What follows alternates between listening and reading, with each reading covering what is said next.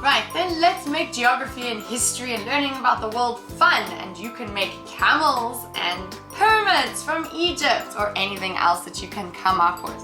So here we have a 3D pyramid.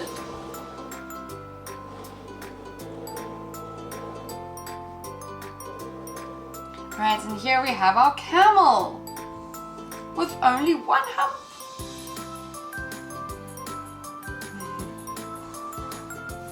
Teaching in the classroom can become so much more fun and enjoyable with your children, because after you've taught them the lesson, they can then make something with the blocks, which is very, very fun and awesome. And then switch off all the lights and light up your classroom with all new different things.